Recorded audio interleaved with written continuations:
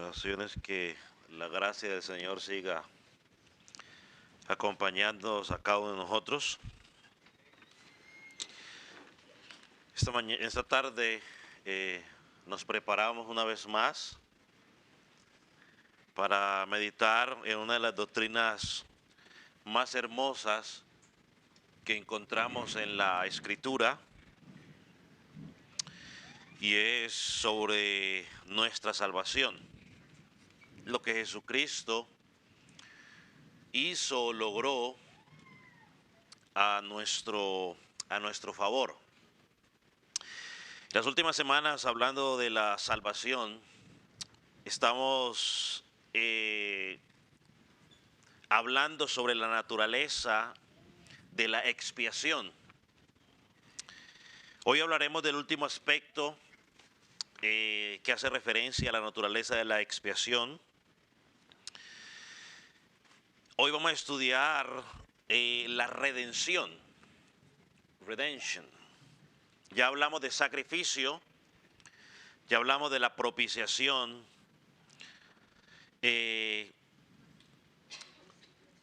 La semana pasada hablamos de la reconciliación. Reconciliation. Y hoy vamos a hablar de redención. Redención. Cuando hablamos de redención, no estamos únicamente hablando de liberación. Es más, en el griego, cuando se habla un poco del término redención, se habla de compra o rescate. Rescate. Compra o rescate. A ver, pongámosle la tilde de aquí. Restaque. No, rescate. Ahora sí. Rescate. Es decir, lograr la liberación mediante el pago de un precio. Por eso a lo largo de la Escritura encontramos que la obra de Cristo en la cruz es una obra de rescate. Y su vida fue el precio que se pagó por ese rescate. Entonces el rescate de Cristo en su vida y su muerte provee liberación para nosotros. Y esta liberación es una libertad gloriosa para los hijos de Dios, como lo menciona la Escritura. En el Antiguo Testamento encontramos, o en el Nuevo Testamento, perdón, encontramos al menos dos palabras que encierran toda la obra de la redención de Cristo. Y van a aparecer al frente para que usted las anote. Y la primera palabra es exogorazo. Hexagorazo. Pronúnciala así, pues, hexagorazo. Esta palabra habla de comprar o pagar un rescate. Y lo encontramos en dos pasajes, en Gálatas 3:13 y en Gálatas 4:5. Vamos a leer cada uno de ellos. Gálatas 3:13 y Gálatas 4:5 se usa esa palabra. Gálatas 3:13 dice: Cristo nos redimió de la maldición de la ley, hecho por nosotros maldición, porque escrito está: maldito todo el que es colgado en un madero.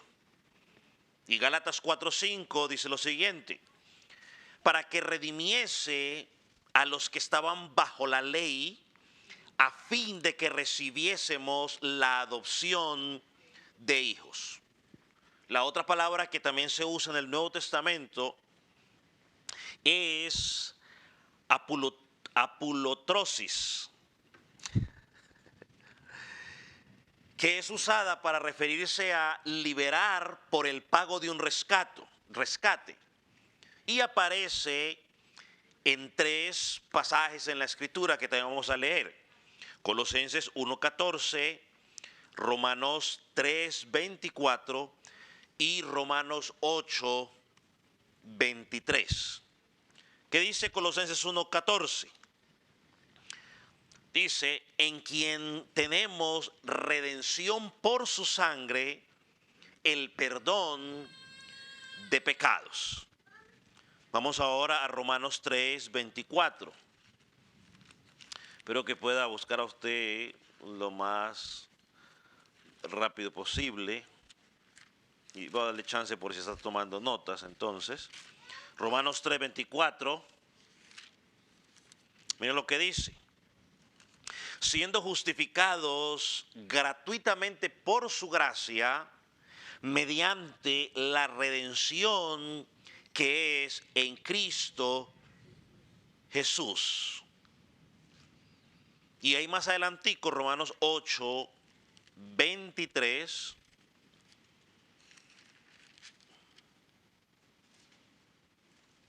¿Lo tienen? Y dice, no solo ella, sino que también nosotros mismos, que tenemos las primicias del Espíritu, nosotros también gemimos dentro de nosotros mismos, esperando la adopción, la redención de nuestros cuerpos. Cuando miramos o pensamos en las palabras del Señor Jesús, nos encontramos 2 pasajes, Mateo 20:28 y Marcos 10:42. Ellos nos quitan la duda en cuanto a la obra gloriosa de Cristo, su ministerio terrenal. Lo voy a leer, Mateo 20:28 y Marcos 10:45. Dice de la siguiente manera. Como el Hijo del Hombre no vino para ser servido, sino para servir y para dar su vida en rescate por muchos. En este versículo vemos, o en estos 2 versículos, vemos al menos 3 cosas claras sobre la obra de Cristo, o sobre la obra de redención de Cristo a favor nuestro.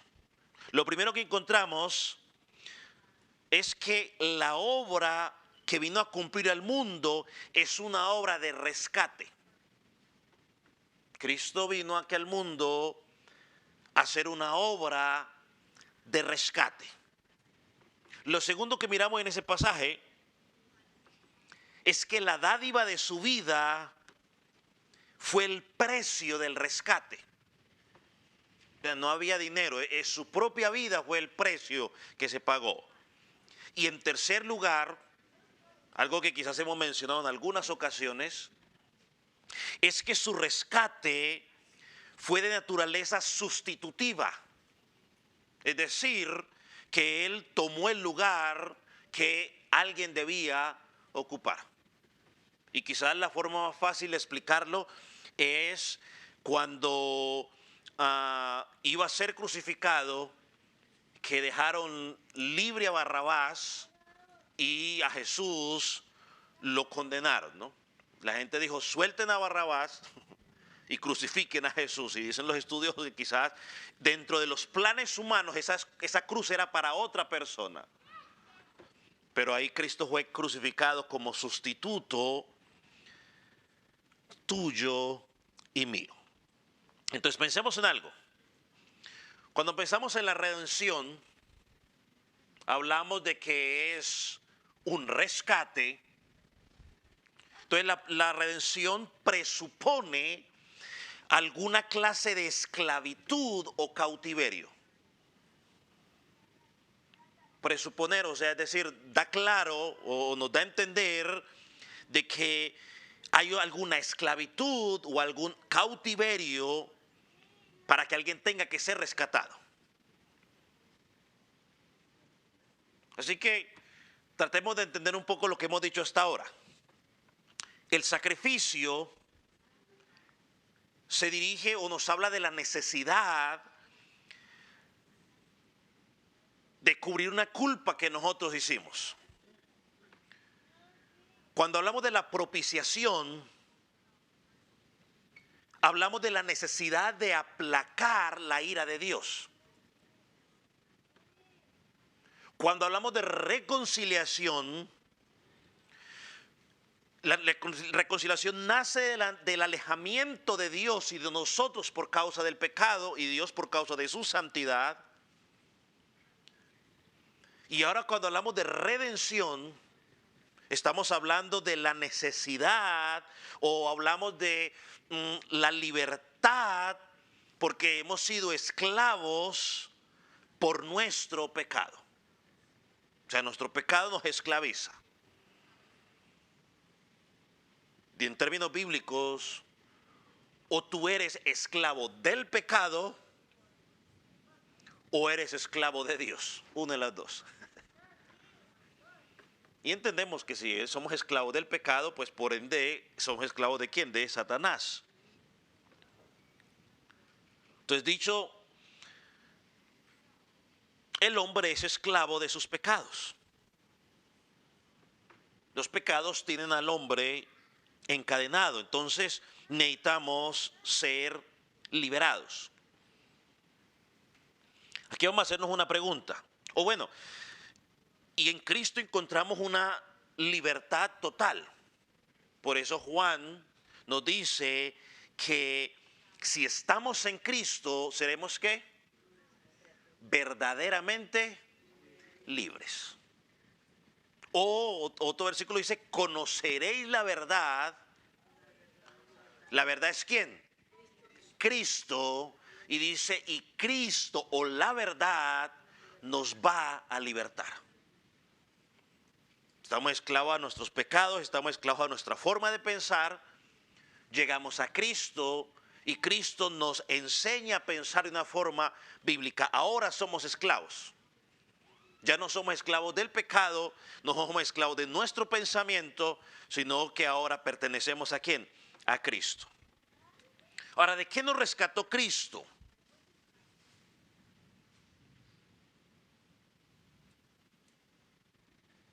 Yo creo que la puse doble. Espero que los hermanos hayan dado cuenta y la hayan corregido. ¿Sí? ¿De qué nos rescató Cristo?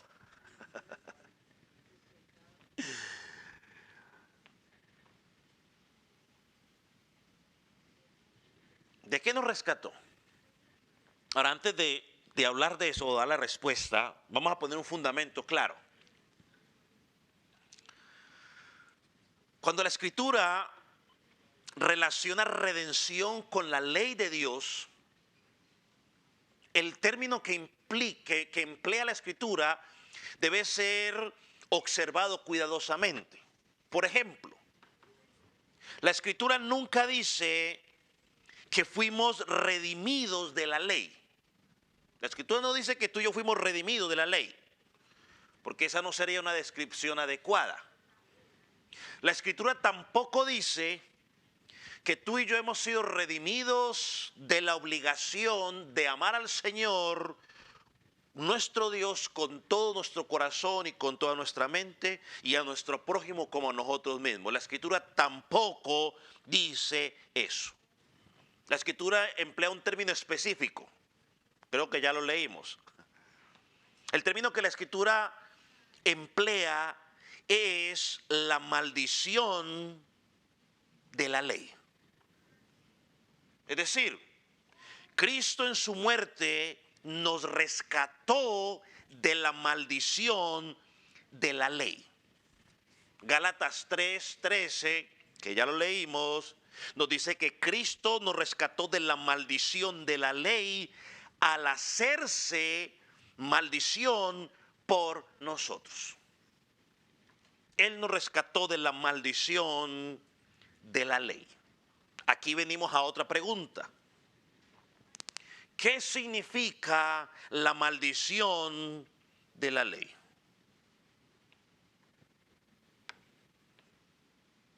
Yo sé que usted sabe la respuesta, pero quizás por la pregunta se pone a dar muchas vueltas, pero usted sabe la respuesta porque ya le hemos hablado en varias ocasiones.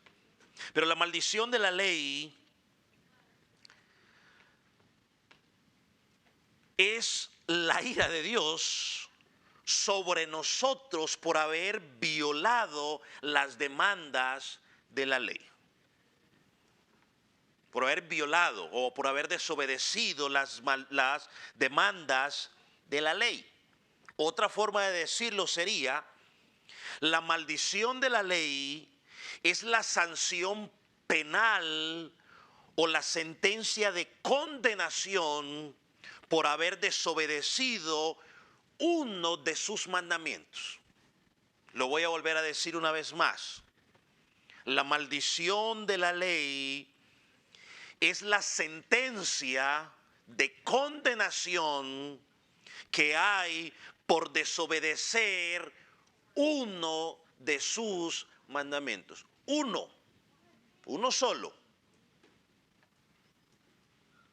Vamos a leer Gálatas 3:10, pero como lo voy a leer de la versión Nueva Traducción Viviente, va a aparecer en su pantalla para que usted lo pueda leer conmigo. Mire lo que dice. Sin embargo, los que dependen de la ley para hacerse justos ante Dios están bajo la maldición de Dios, porque la Escritura dice: maldito es todo el que no cumple ni obedece cada uno de los mandamientos que están escritos en el libro de la ley de Dios. Los que dependen de la ley para hacerse justos ante Dios, dice, están bajo maldición. Y ya lo mencioné la semana pasada, hoy lo voy a volver a recordar. Romanos 3:23 nos dice que cada ser humano que está en la tierra o que ha pasado por la tierra, que está en la tierra y que pasará en esta tierra, ha quebrado o violado la ley de Dios. Cada uno. De los que han pasado, de los que estamos pasando o de los que pasarán, si Cristo no ha venido, según la Escritura, han violado la ley de Dios. La Escritura también nos dice que nuestro Dios es un Dios justo y santo. No tiene relación con el, pongamos acá, si no tiene relación con el pecado. Cuando hablamos de santidad, es puro, y justo es que le da a cada quien el castigo o la recompensa que merece. Y la Escritura también nos muestra que como seres humanos, delante de un Dios justo y santo, nosotros somos pecadores. Y aquí hago un paréntesis, porque es claro, es importante hacerlo. Cada vez que tú y yo le predicamos el evangelio a las personas, debemos partir de esa premisa o debemos partir de ese fundamento. Debemos comenzar en ese fundamento. Dios es santo y el hombre es pecador. Y esa persona en particular es pecadora. Así sea un buen esposo o buena esposa, así sea un buen hijo, un buen trabajador, según la Escritura, eres pecador. No podemos llegar a las personas haciéndoles creer que son buenos. Humanamente podrán ser identificados como buenas personas, pero bíblicamente, espiritualmente, son pecadores, están destituidos de la gloria de Dios. Y aunque le estoy dando una noticia tan triste de que es pecador, la Escritura también nos da la buena noticia. Hay esperanza para el pecador si el pecador viene a Cristo en fe, en arrepentimiento. O sea que no todo es mala noticia, hay esperanza. Entonces el Evangelio hay que partir de ahí, de ese fundamento, de esa premisa. No sé cómo podamos traducir esa palabra en inglés, premisa. Bueno, veis esa pues entonces. Pero vamos a averiguarla más adelante.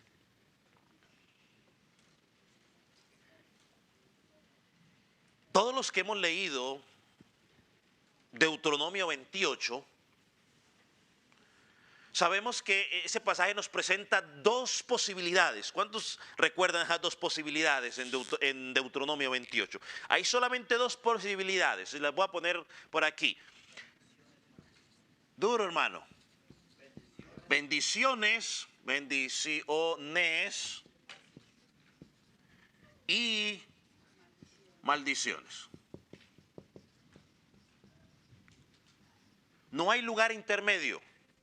Nosotros los seres humanos nos gusta crear lugares intermedios. La escritura no. La escritura dice puerta ancha y puerta angosta. Camino ancho, camino delgado. O sea, no hay nada así medio, no. No. La escritura dice que nuestro hablar debe ser sí, sí y no, no. Nosotros empezamos ahí que no, o sí o no. Entonces, hay dos opciones ahí. O recibes bendición o recibes maldición. Si usted cumple los mandamientos de Dios, lo que Él dice en su palabra, serás bendecido. Si usted rechaza lo que Dios dice en su palabra, encontrarás maldición. Las maldiciones o las consecuencias de rechazar su palabra van a venir sobre su vida. Esto nos lleva a Santiago capítulo 2, versículo 10 y 11. Vaya a ir rápidamente, Santiago 2, 10 y 11.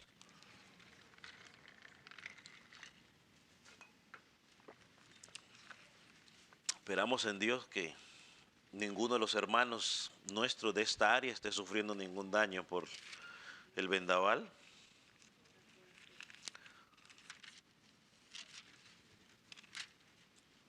Y si nos está viendo, pues déjenos saber ahí en los comentarios que está bien. Y si tiene petición de oración, pues pónganla y al rato oramos. Santiago capítulo, ¿qué dije? 2. ¿Lo tiene?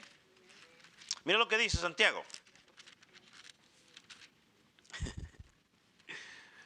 Ahora, Santiago aquí nos pone un ejemplo, pero esto encierra todo lo demás. Dice, pero cualquiera que guardare toda la ley, pero ofendiere en un punto, se hace culpable de todos, porque el que dijo, no cometerás adulterio, también ha dicho, no matarás. Ahora bien, si cometes adulterio, pero matas, ya has transgredido, ¿has transgredido qué? Toda la ley.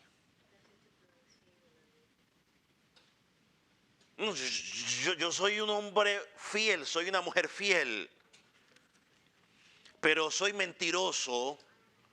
Según Santiago, ¿qué dice? Es como si fueras adúltero. Ya no hay nada. Entonces, cuando uno ve la ley de Dios, cuando somos expuestos a la ley de Dios, solo tenemos una conclusión: Señor, somos incapaces de cumplir lo que tú pides de nosotros. Por muy buenas intenciones que tengamos, no podemos cumplir con la ley santa y perfecta de Dios. Entonces, a consecuencia de eso, la maldición de la ley está sobre todos los seres humanos. Usted lo puede leer allá en Romanos capítulo 3, versículo 19, versículo 20. Todos estamos bajo el juicio de Dios. Por eso necesitamos la liberación de Dios. Ahora aquí hay una pregunta: ¿en qué sentido Cristo se hizo maldición para rescatar a muchos? Bueno, vamos a Gálatas 3. Gálatas, otra Gálatas, ya me acordé. Gálatas, capítulo 3, versículo 10, vamos a leer del 10 al 13. ¿Lo tiene?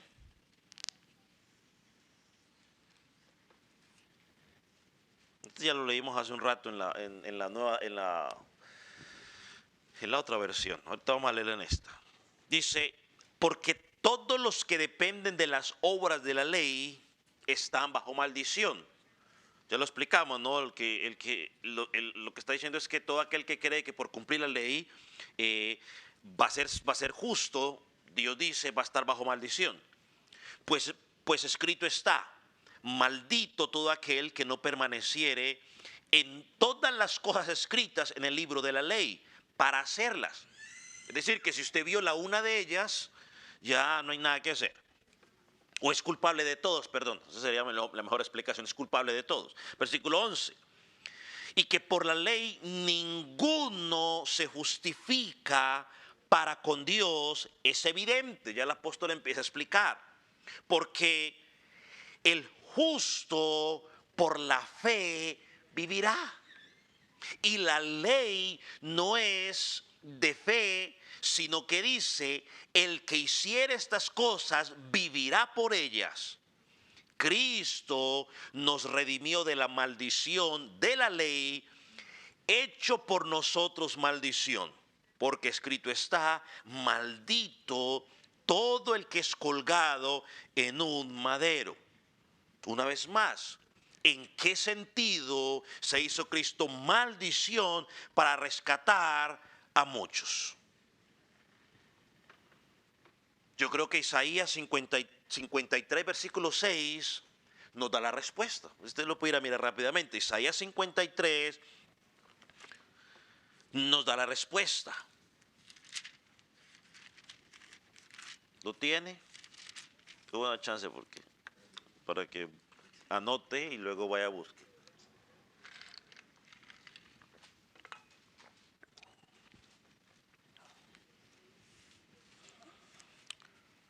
(53:6). Creo que allí encontramos la respuesta.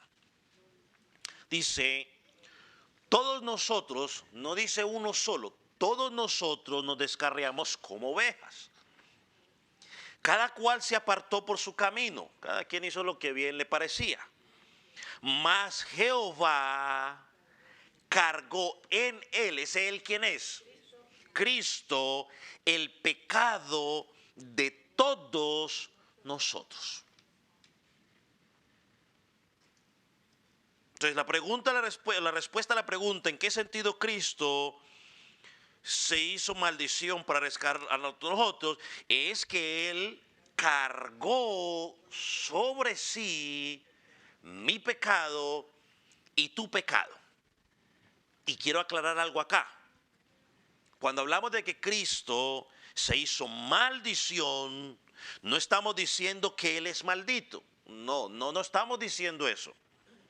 Lo que estamos diciendo es que el Padre puso sobre el Hijo toda la sanción penal que su pueblo iba a recibir por no haber cumplido perfectamente con las demandas de la ley. A eso es lo que nos estamos refiriendo. Nadie va a salir pensando que estamos diciendo que el pastor dijo que Cristo, o nos están enseñando que Cristo es maldito. No. Él se hizo maldición. ¿Qué significa que Él se hizo maldición? Significa de que el Padre puso sobre el Hijo todo el castigo penal que iba a recaer sobre su pueblo por no haber cumplido perfectamente todas las demandas de la ley. La sanción que iba a caer sobre nosotros, cayó sobre él. Y ahora encontramos libertad. Y aquí estamos hablando de una libertad espiritual, ¿no? Porque usted, yo soy libre. Sí, físicamente usted quizás es libre, aunque ni eso, si nos ponemos un poquitico estrictos, pues no es que seamos muy libres, que digamos, pero no voy a hablar de eso. Esos son otros temas. No nos vamos a desviar.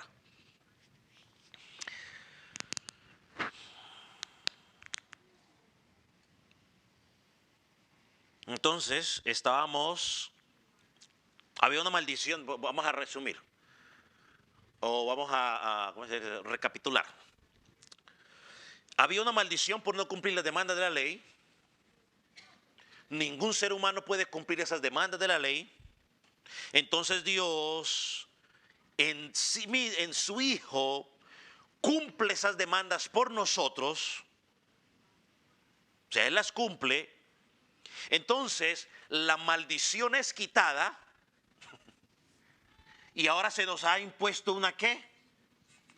Bendición. Eso es lo que dice Pablo en Efesios, ¿no?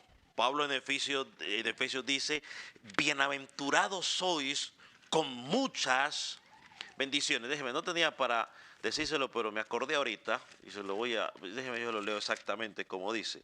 Dice, bendito sea el Dios y Padre nuestro Señor Jesucristo, quien nos bendijo con todas bendiciones espirituales en los lugares celestiales en Cristo. En Cristo. Entonces la maldición es quitada y se nos es dada la bendición. Ahora vamos a Gálatas 3, versículo 14, para que leamos un poco más allí. Y si hay algo importante, mientras usted lo busca, recuerde que Gálatas fue dado, ¿no? O en el contexto contra los judaizantes que estaban tratando de imponer a la salvación algunas obras que se tenían que hacer. Y miren lo que Pablo dice ahí en Gálatas 3, versículo 14, ¿lo tiene? Para que en Cristo Jesús la bendición de Abraham alcanzase a los gentiles, a fin de que por la fe recibiésemos la promesa del Espíritu. Por la fe. Es a través de la fe. Esta es la bendición. Cuando tú confías en Cristo como el Redentor, encontrarás la mayor bendición para tu vida, la salvación. Cuando oramos, por lo menos en esta congregación, por alguien que está enfermo, nosotros siempre incorporamos en nuestra oración, Señor, que esa persona también encuentre salvación. Porque de nada sirve que una persona sea sanada físicamente cuando sigue muerta en sus delitos y pecados. Y nuestra mayor preocupación quizás no es ni siquiera la salud física, es la salud espiritual. Que esa persona encuentre el mejor regalo que nadie te lo puede quitar: la salvación. Esa es la bendición que Cristo cumplió perfectamente cada una de las demandas de la ley desde que nació hasta que murió. Y su propia vida fue el pago. No fue dinero, fue su propia vida, fue el pago. En ese sentido, Cristo se hizo maldición. Gálatas 4, versículos 4 y 5. Ahí atrásito, o adelantico, perdón. Estábamos en Gálatas 3, ahí está adelante 4. Miren lo que dice. Pero cuando vino el cumplimiento del tiempo, Dios envió a su Hijo nacido de mujer y nacido bajo la ley, para que redimiese a los que estaban bajo la ley, a fin de que recibiésemos la adopción de hijos. Allí vemos claramente, Cristo llevó la maldición, para aquellos que son su pueblo. Entonces, en primer lugar, la Escritura nos dice que Él nos libró de la maldición de la ley. En segundo lugar, Cristo nos redimió de la ley ceremonial.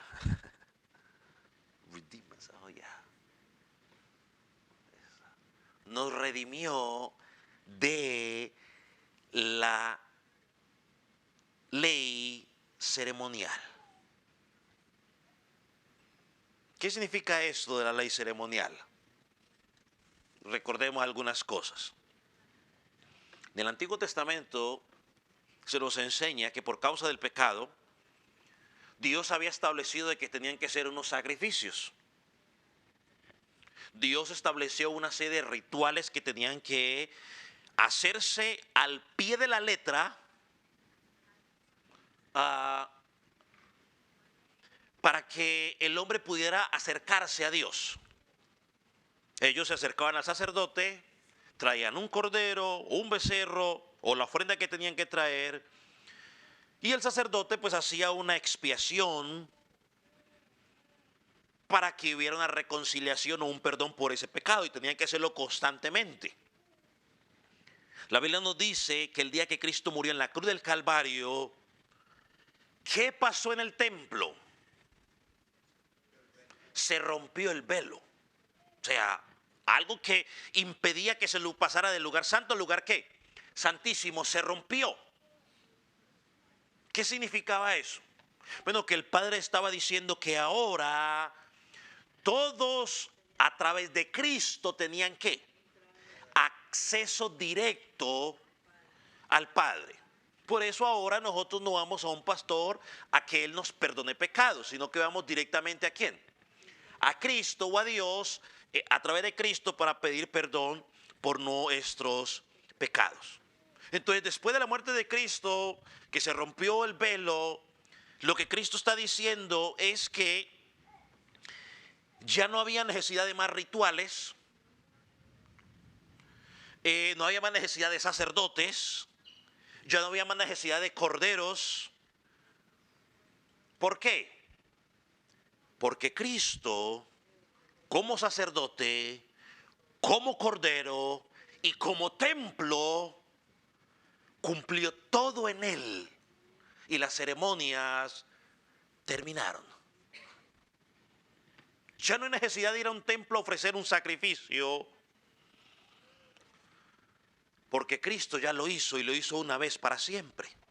Cristo es nuestro sacerdote, nuestro sumo sacerdote. Cristo es el cordero y Cristo es el templo. Y la iglesia de Jesucristo es el cuerpo de Cristo. Vamos a la escritura, Hebreos capítulo 9. Hebreos capítulo 9, versículo 24 hasta el 27. ¿Lo tiene? Dice: porque no entró Cristo en el santuario hecho de manos, figura del verdadero, sino en el cielo mismo, para presentarse ahora por nosotros ante Dios. Esta es la bendición, que Cristo mismo fue ante el Padre y se presentó por nosotros. Mire, se lo explico de esta manera. Es como cuando uno estaba, por lo menos nosotros en mi casa lo practicamos mucho tiempo, y yo creo que cuando lo digo usted va a recordar, los que por lo menos estábamos en nuestros países, aquí creo que a veces pasa todavía, que uno quería salir con los compañeritos a jugar. Y uno decía, pero es que mi mamá no me va a dejar. ¿Y uno qué hacía? El compañero decía, pues ¿sabe qué? Deje, yo voy y pido permiso por usted. Y entonces mi vecino venía y le decía a mis papás que me dejara salir, y yo iba y le decía a los papás de él. O sea, mire doña Judy, don Daniel, que deje salir a Dixon. Y yo me iba allá, mire doña Marina, que deje salir a Andrés y a Gabriel, que vamos a ir a jugar. Digan como nuestro representante. Bueno, aquí Cristo está haciendo lo mismo. Eso que usted muchas veces hizo por su amiguito para salir a pedir permiso. Bueno, dice aquí que Él se presentó por nosotros ante Dios. Y no para ofrecer muchas veces, porque eso lo teníamos que hacer en varias ocasiones. O sea, era varias ocasiones. Cristo dice que no fue muchas veces como el sumo sacerdote en lugares santísimos, año tras año. Y miren lo que dice ahí, con sangre ajena. Es decir, en la sangre de alguien más.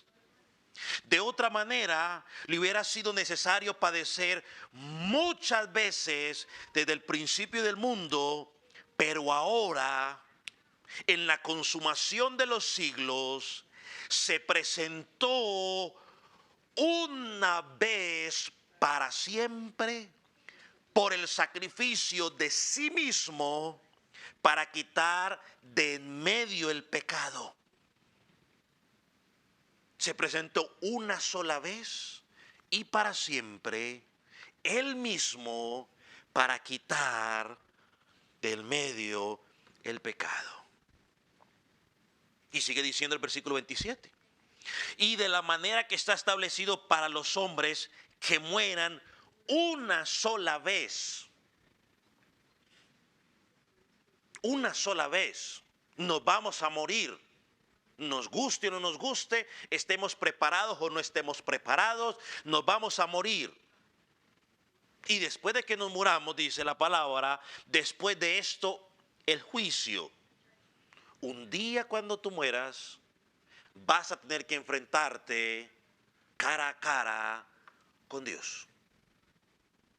Y si es complicado enfrentarse cara a cara con un juez terrenal o con la maestra cuando lo van a regañar, o el director de la escuela cuando lo van a regañar, si eso trae temor, imagínese delante del Dios Santo. Porque al maestro uno lo puede dar vueltas, a los padres uno les puede dar vueltas, pero delante de Dios no va a haber forma. Porque cuando usted le diga, yo no dije eso, esto ya es especulación mía. Pero cuando usted le diga, yo no dije eso, diga Dios, se le saca, ¿cómo que no? Venga, le muestro aquí el video, mírenlo. ¿No le estaba diciendo allí?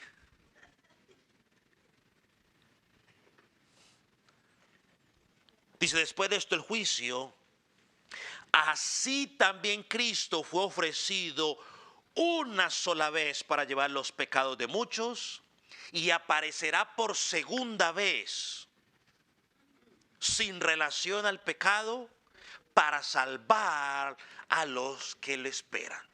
Cristo va a venir por segunda vez. La primera vez vino a ofrecer perdón. La segunda vez va a levantar los suyos y va a hacer justicia. Y ya no va a haber segunda oportunidad. La oportunidad de salvación, dice Corintios 6, es ahora que estás vivo. No crea nada que no sea de la Escritura, es ahora que está vivo. No hay segundas oportunidades. Es que si hubiera la segunda oportunidad sería fácil. Hebreos 10, 1 y 2, porque sigue diciendo. Adelantico, sigue diciendo, tiene que buscar mucho porque adelantico está. Porque la ley, teniendo la sombra de los bienes venideros, no la imagen misma de las cosas, nunca puede, por los mismos sacrificios que se ofrecen continuamente cada año, hacer perfectos a los que se cercan. De otra manera, sería necesario de ofrecerse, pues, a los tributos este culto limpiados una vez y no tendréis ya más conciencia de pecado. ¿Qué es lo que nos está diciendo el texto? Que cuando Cristo vino, entró a la presencia de Dios Padre, se ofreció a sí mismo. Por tal razón, toda ceremonia, todo ritual, todo sacrificio ahora no es necesario, porque todo eso apuntaba a Cristo y Cristo lo cumplió en sí mismo. Entonces Cristo nos redimió no solamente de la ley, de la maldición de la ley, sino también de la ley ceremonial. Y en tercer lugar, Cristo nos redimió de la ley de las obras. Vaya a Romanos 5:19.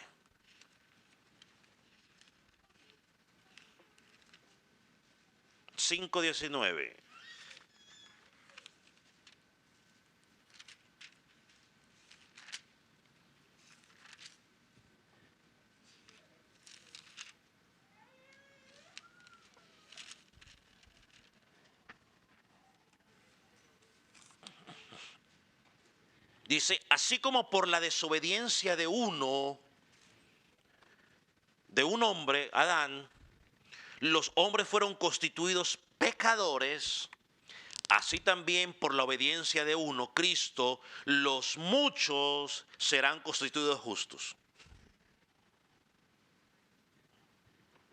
Sé que, hermano, Cristo nos redimió de la necesidad de guardar la ley como condición de nuestra justificación y aceptación de parte de Dios. Lo digo una vez más. Cristo nos redimió de la necesidad de guardar la ley como condición para nuestra justificación y aceptación de parte de Dios. Es decir, que nadie tiene que guardar la ley para ser declarado justo delante de Dios. Todos los que están confiando en sus propias obras, guardando la ley, no alcanzarán la vida eterna, sino condenación eterna. Y Él lo logró por medio de ¿qué? De nuestra obediencia. Entonces aquí sale la otra pregunta, pastor, entonces, ¿cuál es la necesidad hoy? ¿Cuál es la necesidad de la ley hoy si Cristo nos redimió de la maldición de la ley? De la maldición de la ley ceremonial y de las obras de la ley. Entonces ya no tenemos que cumplirla. ¿Qué diría Pablo? De ninguna manera. La cumplimos no para aceptación de Dios, sino que nos sirve como norma de vida, que son dos cosas diferentes. Mire lo que dice 1 de Juan 2:4.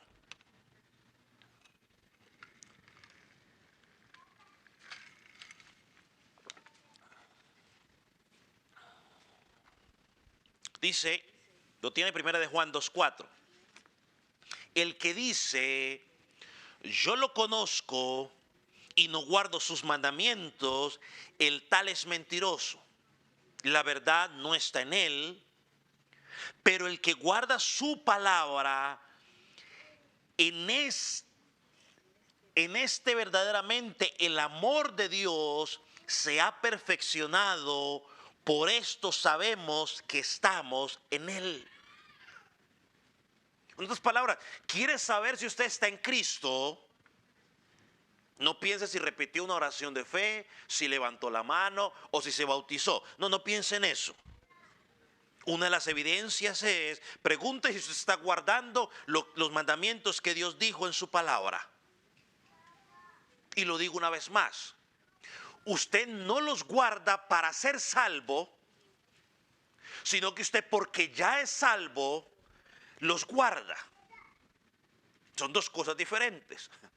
Las obras yo no las hago para alcanzar salvación o favor de Dios.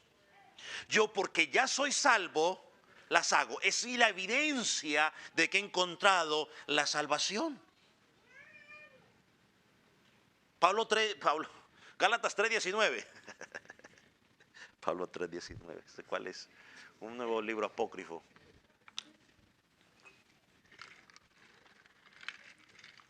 Nuevo libro apócrifo que queremos formar en el 2023. Miren lo que dice Gálatas 3:19. Entonces, ¿para qué sirve la ley? Fue añadida a causa de las transgresiones hasta que viniese la simiente. ¿Quién es esa simiente? Cristo, a fin a quien fue hecha la promesa y fue ordenada por medio de ángeles en mano de un mediador. Ahora versículo 24.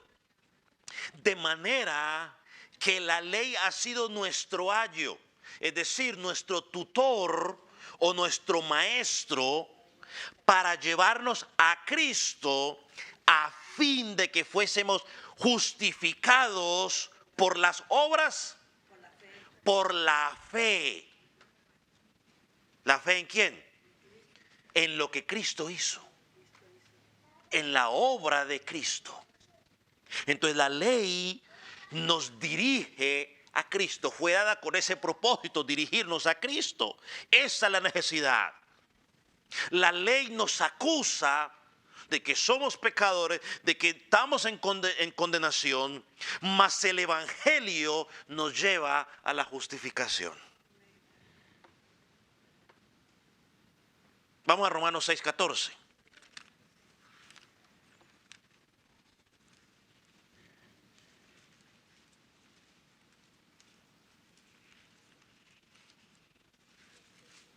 ¿Qué significa no estar bajo la ley? Quizás vamos a contestar esa pregunta. Romanos 6:14, ¿lo tiene?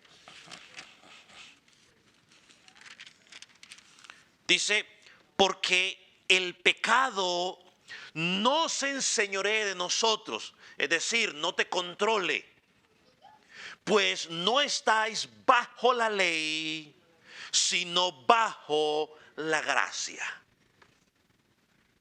Y aclaro por aquí, yo no quiero que nadie salga diciendo otra cosa que yo no he dicho. Esto no significa que no necesitamos la ley. Yo no estoy diciendo no necesitamos la ley. La Biblia no enseña eso. Lo que nos está diciendo es que ya no estoy bajo la esclavitud del pecado, sino bajo la gracia de nuestro Dios. Ya no se nos requiere, sí, mejor dejémoslo ahí. No estamos bajo la esclavitud del pecado, sino bajo la gracia de nuestro Dios. Gálatas 5:18 también nos dice, creo que es otro pasaje. Dice, pero si sois guiados por el Espíritu, no estáis bajo la ley. Otra vez, en el contexto inmediato de este pasaje, es que no dependemos de la ley para la justificación. Aclaro por favor. Es que no, cuando dice que no estáis bajo la ley, lo que está diciendo es que ya no dependes de la ley para ser justificado o declarado inocente, sino que dependemos de la fe en ¿quién? En Cristo, en la obra de Jesucristo. No podemos ahora decir la ley no sirve y se la perdieron. No. Sigue siendo una norma por la cual demostramos que estamos en ¿quién? En Cristo. Entonces cuando decimos que estamos en el Espíritu y no bajo la ley, es porque sin Cristo no podemos cumplir nada. Todo es por Cristo. Todo es por Cristo. Quería hablar una parte más en cuanto a que hemos sido redimidos. Esto es el pecado, pero lo dejaremos para nuestro próximo estudio, si Dios nos da vida. Ahí lo dejamos a los hermanos que toman su nota ahí de el sistema, pues para que no se pierdan dentro de 8 días. Vamos a orar, ponga sobre sus pies.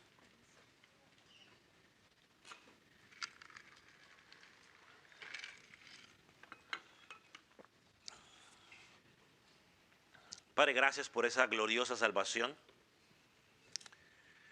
Gracias, Señor, porque podemos recordar cuál era nuestra condición. Que éramos esclavos, Señor, y que en ti encontramos la verdadera libertad. Señor, que la verdadera libertad no es vivir la vida sin ningún tipo de reglas, sino entender de que ahora estamos en ti, que pertenecemos a tu familia, que el pecado ya no controla nuestras vidas, Señor, y que nuestra enemistad contigo ha sido acabada. Ahora tenemos entrada con toda libertad al trono de la gracia. Señor, gracias por permitirnos entender esta verdad.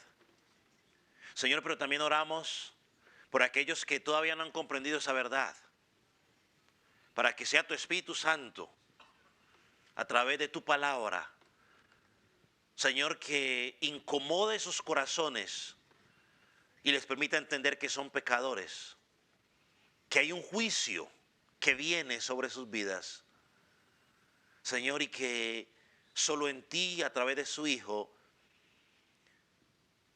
van a ser bien representados. Que ellos puedan entender que tú puedes interceder por ellos como su abogado, para encontrar salvación, perdón de pecados y ser adoptados en tu familia, en la familia de Dios. Padre, gracias. A ti sea la gloria. En el nombre de Jesús.